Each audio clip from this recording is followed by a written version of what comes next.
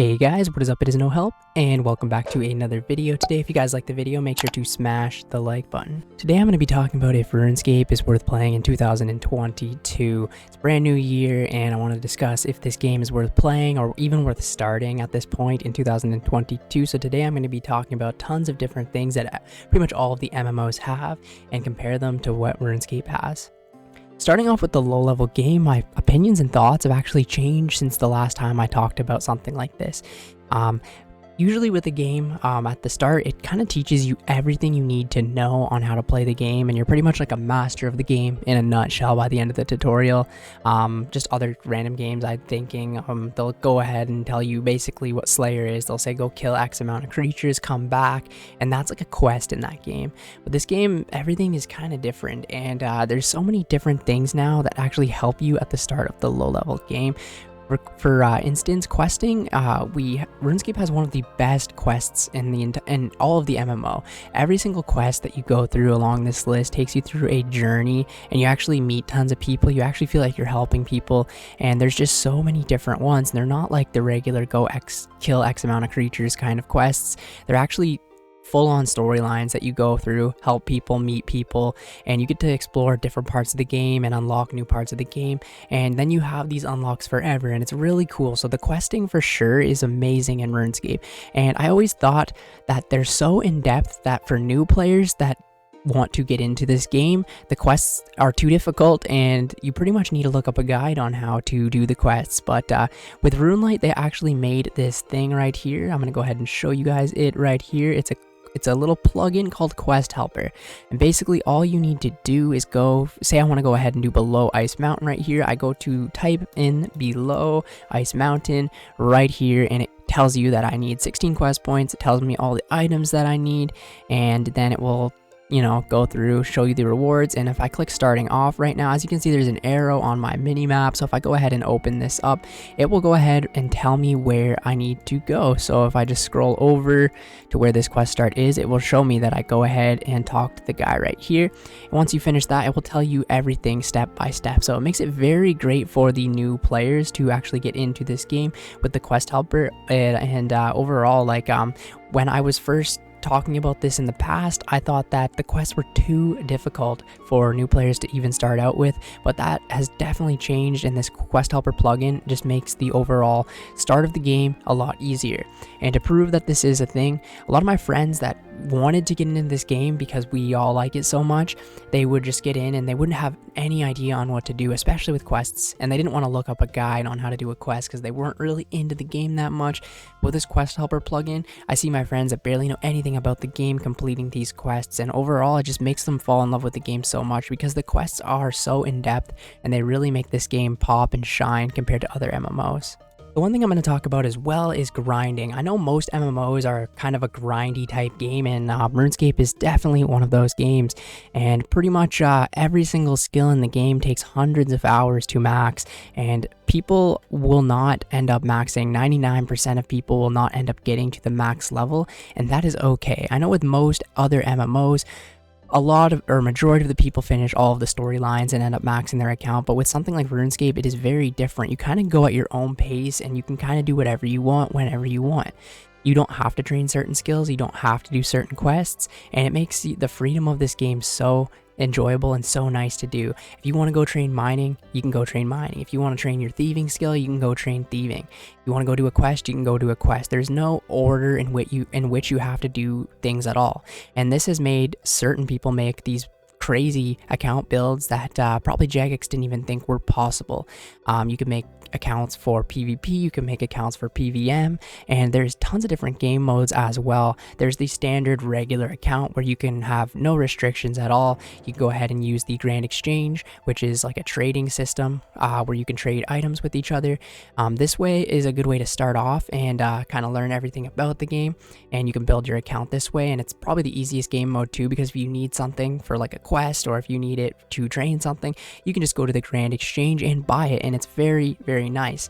Then there's other modes like Ironman game mode, for example, where Ironman is where you are a solo player and you have to do every single task yourself. So if you want to make a attack potion, you're going to need an irit leaf, you're going to need to clean that irit leaf, you're going to need it vial, fill it with water, and then you're going to need to put the irit leaf in the water, and then you're going to need an eye of newt to finish that attack potion. This is kind of for more experienced players, but it is a lot of fun, and let me tell you, Ironman mode has definitely changed the way that I think about this game and play this game.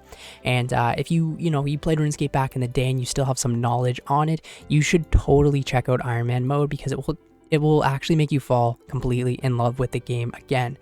This year as well, Jagex released group Ironman mode. So the account that you're seeing on screen right now is the new account that I have, and it is my group Ironman account.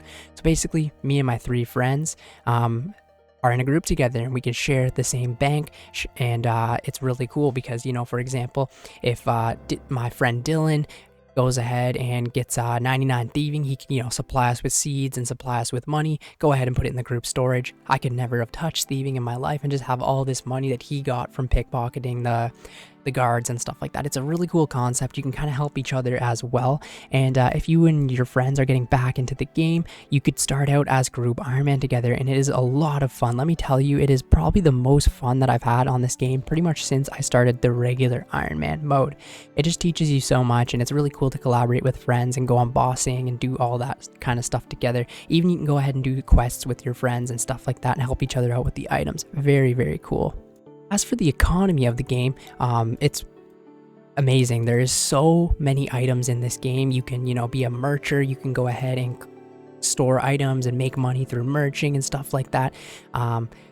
Pretty much the economy is really good. Unlike other MMOs, you have this thing called the Grand Exchange, and every single item that is tradable. There are certain items like quest unlocks and things like that that are not tradable, but everything that you pretty much get from a monster drop, or you mine it, get the raw resource yourself, is a tradable item, and you can go ahead and sell it on the Grand Exchange if you are a regular account. The Ironman game modes cannot do this, unfortunately, but yeah, so basically you can go ahead and farm these items and sell them and make money, and then you can use the GP, the gold, to go ahead and buy other skills.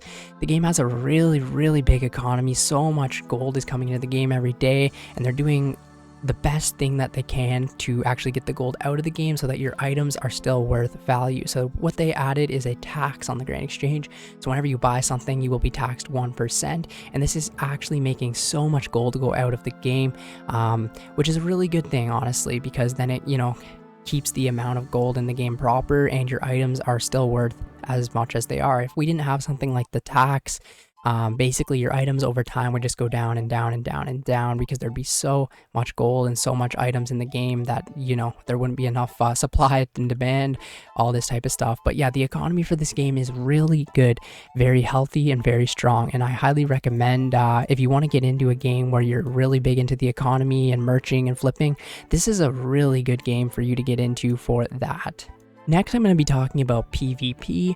Most MMOs, most games in general have PvP, and with RuneScape, PvP is something that I kind of think they need to work on. Basically, the learning gap for PvP on this game is so hard. You're gonna have to spend hundreds of hours learning how to PK, and it's pretty basic when it comes down to it, and it's about getting your timing right and switching to your specialist attack weapon in order to kill your opponent as quickly as possible.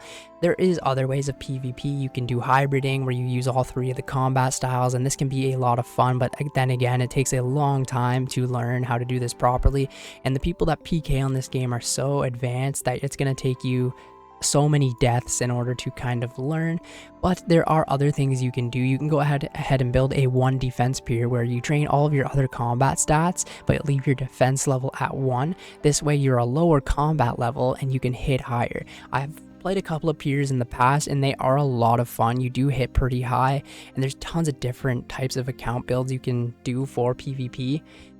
But the thing is then again, it's just a very large learning curve in order to get into PvP. So that's one downside to this game has. There is a mini game called Last Man Standing that you can go ahead and play, and it kind of just gives you the gear. It's kind of like Hunger Games or survival games or whatever that was called, and you kind of just run through the chests and kind of loot the gear that you have, and then you're in like a death arena and you can pretty much learn and practice PvP here, which I think is awesome. I think they should have added that a long time ago. It's been a couple of years now, but it's really good to start there and kind of learn the basics of PvP. You can try hybriding there, you can try different weapons there, and you can start this at level, like right as you start the game, you can go ahead and start this and you will just already have like the max levels and stuff like that, so there won't be any worry that you're going to be too weak to do it. Very good place to start and learn, and if you really want to get into PvP, I highly recommend you build a pure or something like along the lines of that, just to kind of get you started with it, because if you go ahead and go main PKing, for example, you're gonna get destroyed if you don't know what you're doing. But at the end of the day, it can be a lot of fun, and I highly recommend that if you want to get into PvP, you're gonna have to spend a lot of time doing Last Man Standing and researching the best ways of doing it. But once you are into it and really good at it, it can be a lot of fun for sure, and you can make tons of money doing it too if you're skilled and knowledge about PvP. But if you're gonna get into this game just to do PvP, then maybe it's not the game for you. It does take a lot of learning, like I've said. As for content in this game, there is endless content. If you want a game where you pretty much will always have something to do and you will never, be done with something, Runescape is 100% the game for you. I've been playing this account right here, my first Ironman account, for I'm coming up on 5 years now, and I play it quite a bit, not even gonna lie, and I'm still not maxed. There's still so much for me to do. Like I said, there is all the achievement diaries in the game, and there's all the quests. Like, I finished all the quests on this account, but there's still mini quests that I need to do, and there's still a ton of achievement diaries that I need to do on this account. And then again, I still don't even have all of my skills to 99. And keep in mind, I play this account all the time. Like, I have hundreds and hundreds and hundreds of hours played on this account. So if you want a game that you can play for a long time and kind of just never really run out of things to do, then RuneScape is 100% the game for you. As for end game things, there is so much to do on this game. So basically, if you go ahead to the character summary, you can kind of see your combat level, your total experience, your quests completed, your achievements completed, then your combat tasks, which is a new thing that they released, and there is an easy, medium, hard, elite, master, and grandmaster tier of so many different tasks that you can go ahead and do. These are kind of just like other little quests, but these will take you hundreds and hundreds of hours as well. And if you somehow complete this, everything else, you have the collection log, which you can go ahead and kind of do as well. So the collection log has every single boss in the game. It'll show you, for example, the boss that I'm about to kill right now is the Alchemical Hydra, and these are the unique drops from Alchemical Hydra. And I've killed this boss 1,115 times, and I only have 8 of the 11 uniques from this boss. And you can just go very dry on a boss, you can get lucky with a boss, and each boss also has a pet drop where you can get a little mini pet version of the boss to follow you around, which is really cool and really awesome. You have things like the Barrows chest as well, which I did Barrows for 2 months and I still have two items that I didn't complete out of the Barrows chest. It just goes to show you that you can kind of never run out of things to do on this game if you want to be a full completionist. Every boss, like I said, in the game has their own like collection log kind of slot that you can go ahead and fill. Then you have the raids collection logs, which raids are kind of just like little dungeons that you go through as a team with people and complete tons of bosses. Then there are the clue scrolls as well. There is a beginner, an easy, a medium, a hard, and an elite, and even a master clue scroll, which these are kind of just like little scrolls that you get throughout the game, and they will ask you to do random tasks and kind of go search for treasure around the game. And you can go ahead and fill the collection log on all of these as well. As you can see with some of the hard ones, I have 45 out of the 134 unique drops that you can get from the clue scrolls, which is crazy because I've done hundreds of these. And same with the mini games, you can kind of go for mini games and collect all of the items that you would get from the mini games, which is really cool. I've got a couple completed actually, the fishing trawler, I've got the rogue's den completed, and temple tracking completed, but there is tons of these that you can go ahead and do and try to get all of the items. Some of them have a lot more than others, obviously, but if you run out of things to do, you can go ahead and try and complete these. And then you can go ahead to other, and here is some more random things like doing the rooftop agility, revidence, my notes, I don't even know what these even are, monkey backpacks. You can get these monkey backpacks from doing agility laps around the game. And there's just, it goes forever and ever and ever. And I don't think one single person in the entire game has completed the full collection log. I think it's kind of a long-term goal that people are going for. And there is also all of the pets. As you can see, I've been playing this account for 5 years, and I have 4 out of the 48 pets that you can get. That goes to show you how rare they are.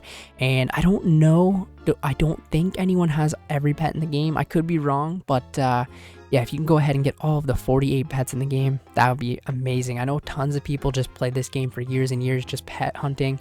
And they have a lot of fun with that. Each one of these is like a 1 in 3,000 chance from the boss, or even skilling. It can be a 1 in 100,000 chance to get from a skilling action. Very, very rare, but once you get them, you can kind of show them off and stuff like that. And yeah, overall, this game has so much to do that you will never run out of content.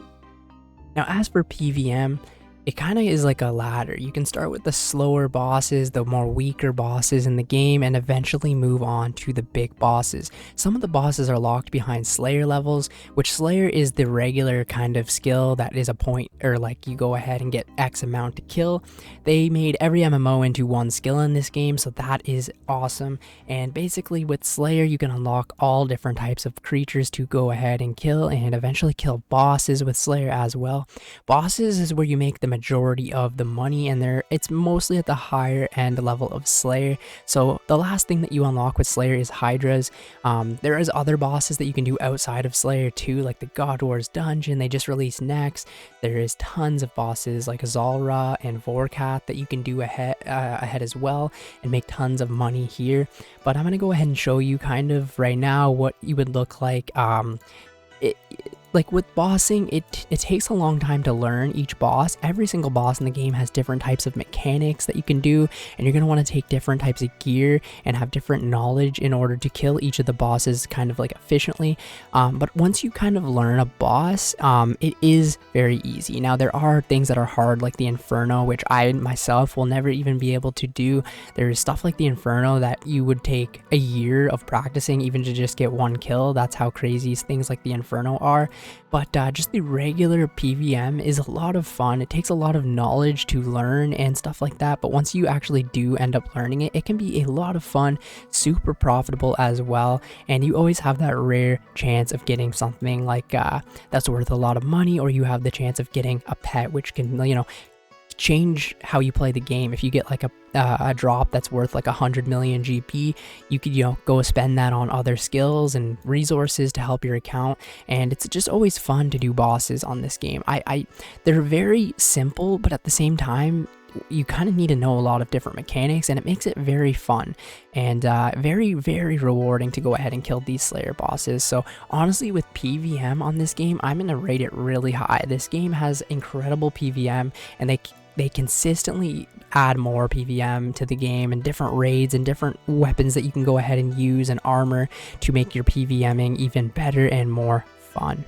Take this boss for example. When you get him to the final stage, he has this move where every single time you have to switch your prayers in order to properly kill him, and you need to know that he shoots out poison right here. So it takes you tons of times to actually kind of get used to like how the bosses work in the game and how to properly time everything to make it worth it for the kill.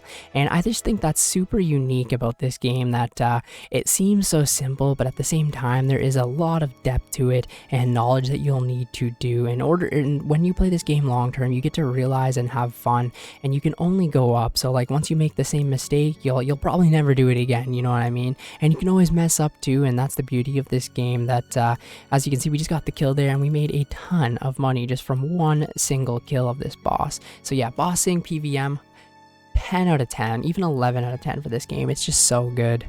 And as for other skills on the game, you have your basic combats, right? So you train your melee, your attack, your strength, and defense. You all train with the sword. You got your range, which you can train with the bow.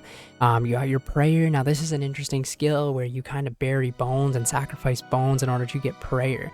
And this will unlock you this little prayer spell book like that. You can go ahead and use special abilities that can increase your strength or protect you from magic spells or stuff like that. Very useful.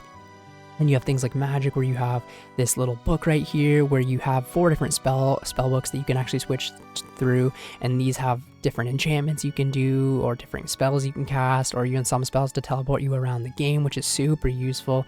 And then we have things like rune crafting, which you actually use to craft the runes in order to train your magic.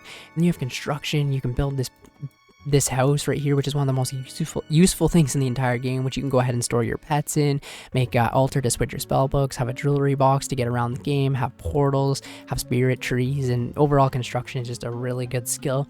HP is your health, and you just get this passively with training any of the combat skills in the game. Then you have agility, which you run through obstacles to increase your running and unlock different shortcuts around the game. Then you have things like herb lore, where you make your own potions and you can use these in combat. Thieving, where you learn how to thieve from people and just raid dungeons and stuff like that. Crafting, where you craft armor. You got fletching, where you fletch your own bows. You got slayer, which is the where you get an X amount of creatures to kill. You got hunter, where you go ahead and trap different creatures around the game. Mining, where you mine ore from the earth. You got smithing, where you smelt the ore down and make it into armor. Fishing, where you fish for raw food. Cooking, where you cook the food that you caught.